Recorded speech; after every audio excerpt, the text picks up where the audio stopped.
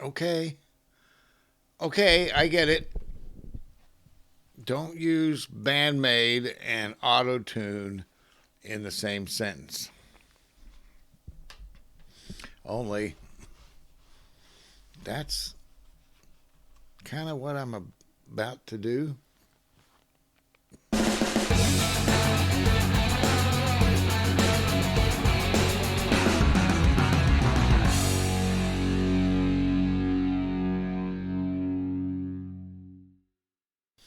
Hey there.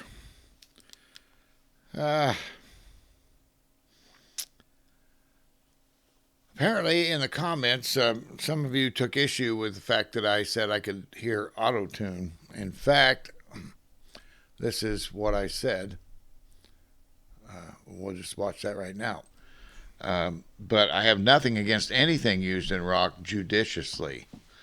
And I think I heard autotune when she went into that break there, when Saki went into that break. I don't know, they may have used it all the way through the song, but it would have been such a lightweight use that I'm not hearing it. So, okay, so there's a reason that I said that. Some of you pointed out to me that they don't use pitch correction. Others of you pointed out to me I wouldn't be able to hear pitch correction. And you're correct on both counts, although that's not the whole story. You can hear auto-tune, and I'm going to show you that you've already heard it yourself. In fact, you hear it every day because auto-tune units can be used for more than just pitch correction. Pitch correction has been going on in the industry since before auto-tune through methods like speeding up and slowing down tracks. So let me give you a taste of pitch, sort of, and it's sort of a over the top one, but it'll give you the idea here. So hang on.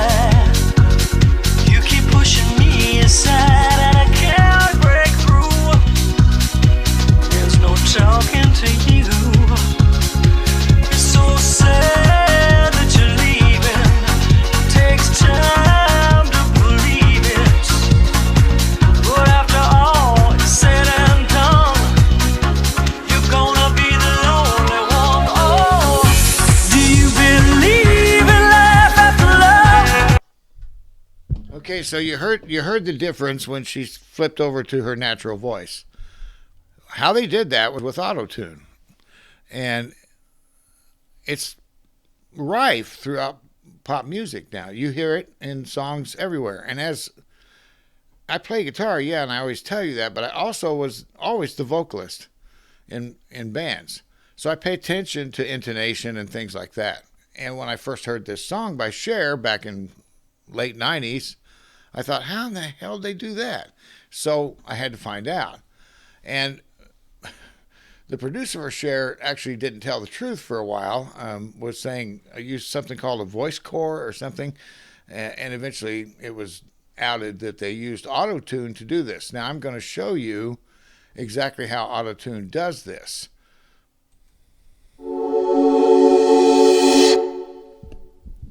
One of the more common questions we get asked about Autotune is how do you get that Autotune Effect sound on your vocal tracks? I'll be showing you how to get the Autotune Effect sound using Autotune 8. However, I would like to point out that you can get the same result using either Autotune Live, Autotune EFX 3, or an older version of Autotune. Here is what the vocal track sounds like with Autotune bypassed. Well, when you think you got it all together is when you find that it's falling apart.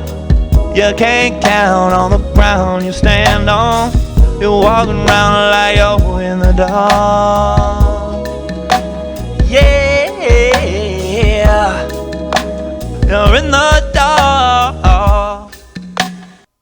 I will now turn on Autotune and apply the following settings. First, we'll set the input type to alto tenor, which will match our singer's range. The key of this song is A flat minor, so I will set key to A flat and scale to minor. Next, we want to adjust the retune speed. This determines how quickly Autotune will correct the pitch in milliseconds. For the Autotune Effect sound, we need to set this to 0 in order to maximize the effect. Now that is real important, so remember that for later. Well, when you think you got it all together is when you find that it's falling apart. You can't count on the ground you stand on. You're walking around like you're in the dark. Yeah, you're in the dark. So you heard that robotic pitch there, and that really comes from the retune speed, okay?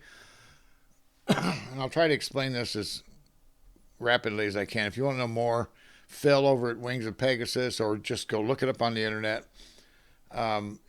And I don't know, I'm not an expert on Autotune because I've never used it and I've never had a desire to use it once it came out. But this is how they get this effect. And it's used all the time in pop music, okay? And it's been creeping into rock in the last few years. Actually, before Cher did this song, Kid Rock used it first, like 2 months before this song came out that you just heard by her. And so it's not something.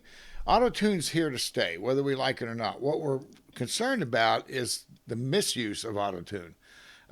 Say that a singer that you really love with a unique voice comes in and just delivers a mediocre performance in the studio and walks out because they know that in post, the engineer can sit with Autotune and correct all the pitch. That's where the pitch issue comes from. And when you run it all the way through a live show, you know, everything flattens out. It gets homogenized. You don't get these unique intonations that unique lead singers give you, like Joe Cocker, Bob Seger, Robert Plant. I mean, the list is endless. Bon Scott, Brian Johnson. Just keep naming them, right? And Autotune takes all of that that gets outside of its parameters and flattens it out. And you can watch Phil explain that to you. Now, can you tell if Autotune... well, I'm digressing. So you take this retune speed and you turn it as fast as it'll go. Now, guitarists do this with delay. We do this with delay because we don't...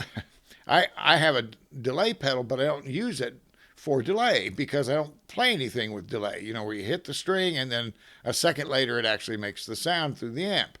What you do is you turn that delay up to as fast as you can without actually turning it off. When you do that, it takes a thin sounding guitar string and fattens it up into a bigger sound. And rock guitarists have been using that for decades. It's a neat little trick on stage, live especially, because they can do it in the studio. You don't need your pedal. But outside, live, that's how we do it. Well, this is the same idea that the Autotune is doing, all right? It is taking the voice and it is pitch correcting with no tolerance at a high rate of speed. It's pitch correcting so fast that if you're not a great singer and you try to do this, it sucks big time. It'll come off bad. Remember in the song that I showed you with Cher, okay? What did you hear happening whenever she went up?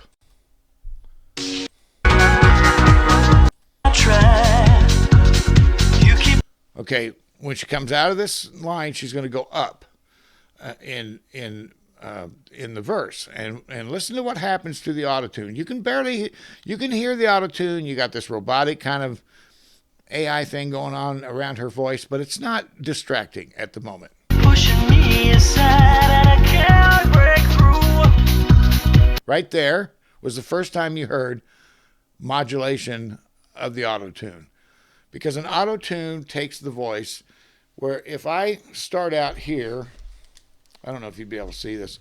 If I start out here and I want to move to this semitone up here, I'm going to do it in a nice curve with my voice because that's the way humans sing. Okay? But what Autotune does is if you get to this point right here, past its parameters, it jumps it to the next semitone, the nearest one. So you get this jump effect out of Autotune.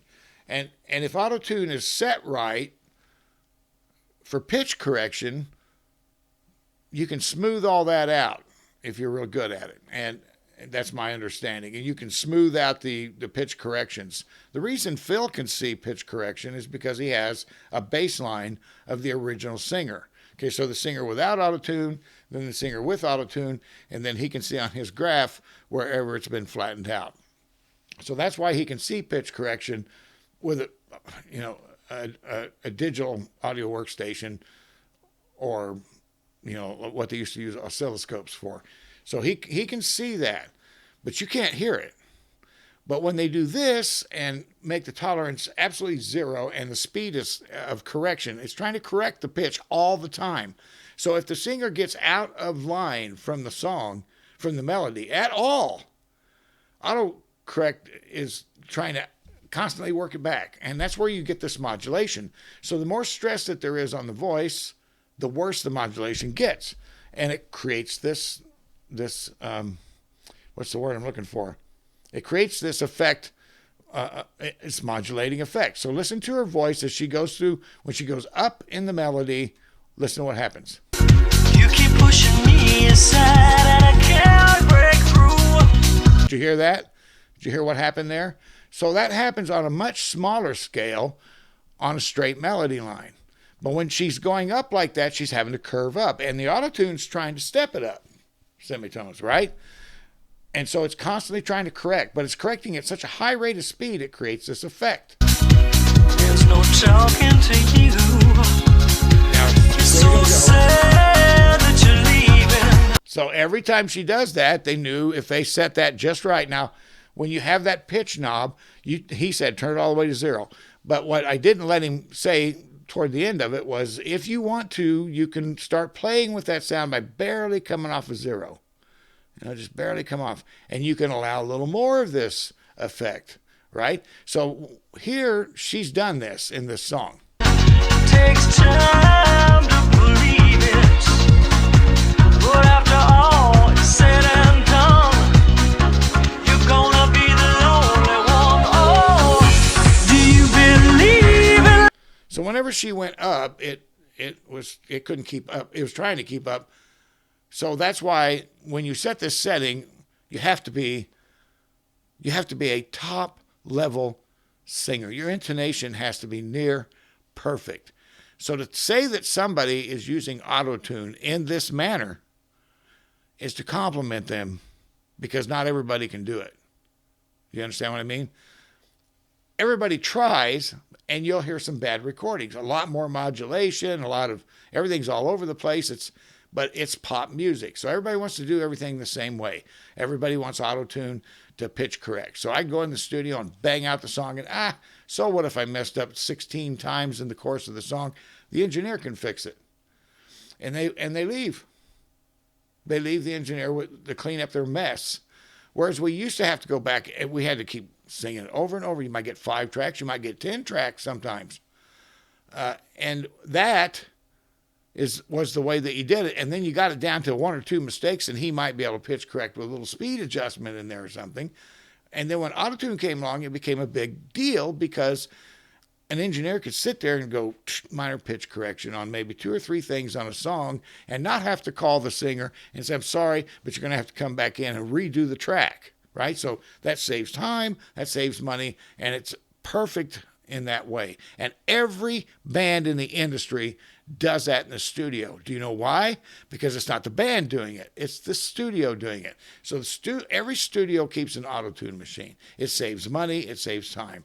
And every band that runs through that master tape, if an engineer hears a pitch problem within a song and has permission of the band to change it, he'll alter just that half a second or whatever it is that's out to save that vocalist coming in and spending another 4 hours laying a new track.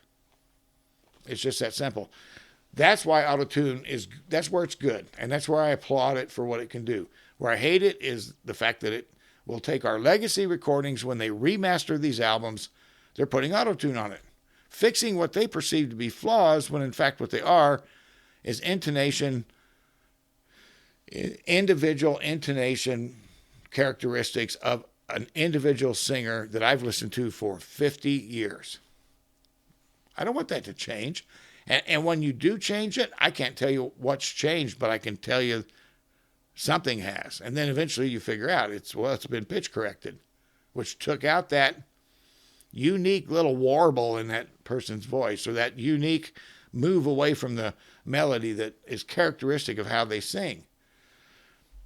So now let's move on to, let's go back to Blooming and we'll be done. I tried not to make this very long. Believe me, the initial one, it was long. I was going to explain everything. But that's just enough to give you an idea of why I said I hear Autotune, because you do too. And here's what we got in here that made me think it might be Autotune. And that's what I said. I said I thought I heard Autotune in there. So Autotune happens in this song. At this point, I'll back it up a little bit so we can get to it. So if you've got headphones or earbuds in, I advise you to put them in. I hope you already did. But anyway, here we go.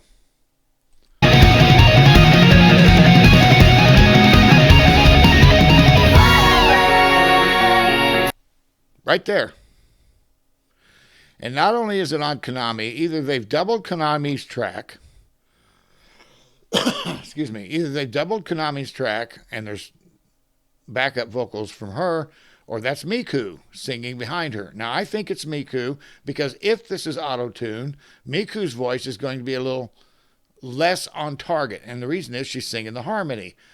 Not because she's not as good a singer, but because she's singing the harmony. When if you've ever sang in a studio or anywhere on stage, anywhere with other people singing harmonies, or you've been the person singing harmony, what happens? As soon as you come in with the harmony, it takes you about 1/10 of a second to get your voice where it belongs, right? In that note. So if somebody's singing up here and you're supposed to sing down here a third and make, or a fifth, whatever it takes to make that harmony that you want to make, it takes your brain a second to kick in because you're hearing this main melody happen. So there's a little more of the edginess of Autotune on the second track. That's my opinion, and I'm sticking with it. Take me somewhere far away. 手を伸ばして願いもっとメロディーは続いていく。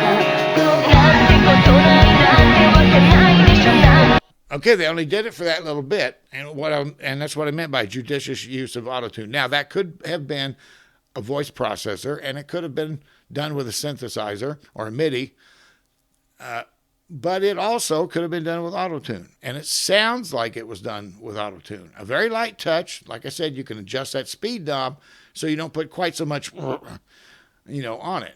And some pop singers love to ramp it up and live by it. It's their signature sound, and others know how to just put a touch on and give you that unique thing. But if you're doing it all the time, it's the curse of pop music. Everybody copies everybody and says, well, if this much is good, more is better, right? That's not necessarily true in music or anything in life for that matter. So that's my take. That's why I said you can hear Autotune. Now you will hear Autotune in songs if you listen to anything other than metal or hard rock. If you don't, you probably won't hear it very often. There are some rock bands that have used Autotune in this manner, but it's very brief and it's just enough to get across a point vocally or part of the message of the song. So I'm sorry. I just wanted to explain to you that no, I don't think I have perfect pitch. No, I don't think I'm all that in a bag of fries. What I'm saying is that Autotune's easy to hear if you know what you're looking for. And because of Cher's song, it caught my attention so much all those years ago, I went and investigated what happened, and it took me months to find out because they didn't tell the truth at first. But once they did, it was like, oh, what's Autotune? And how does Autotune make that sound, right? I thought that was pitch correction. So that's what's going on. I'm not, you all are correct. I mean, Autotune is largely used for pitch correction, and that's it. And some singers do overuse it for that purpose as well. But that's my story, and I'm sticking with it. So I hope you got something out of that, and investigate it for yourself and see if you think, the same way. So I got this recommendation from Grant Nealon, and I think it's Nealon 5101 and Music Mike 747. And this is Moratorium live at Zepp City in Tokyo. So let's go there.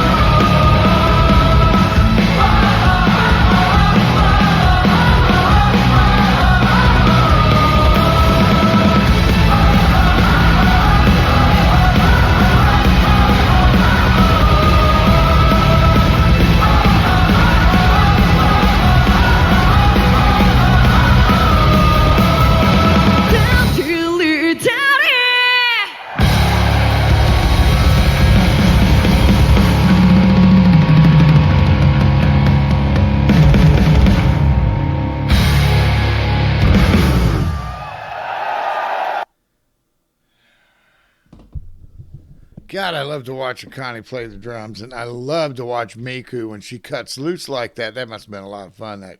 That show must have been.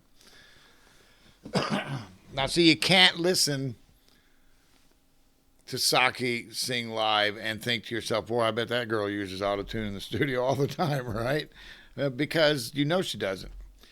So if Bandmaid ever has autotune for pitch correction, it's for, it doesn't have to be the voice. Pitch correction happens in many different things.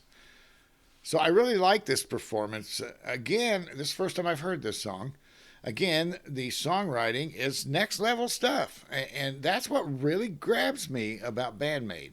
It's what grabbed me right off the bat. It was the first thing that grabbed me. And it's continued to hold me throughout the limited time that I've watched them play. I'm fascinated. I would love to be a fly on the wall in their practice room. I lived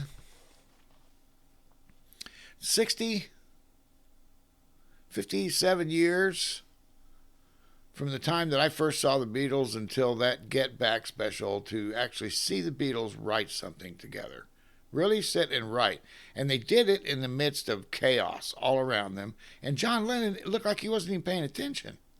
But you knew he was, because when Paul would get to some part and get back there and get back, that he wanted some help with the lyrics, John might not say anything for a little bit, and then all of a sudden he just blurted out something. And you got the impression, right off the bat, it's like they're used to working in all this chaos.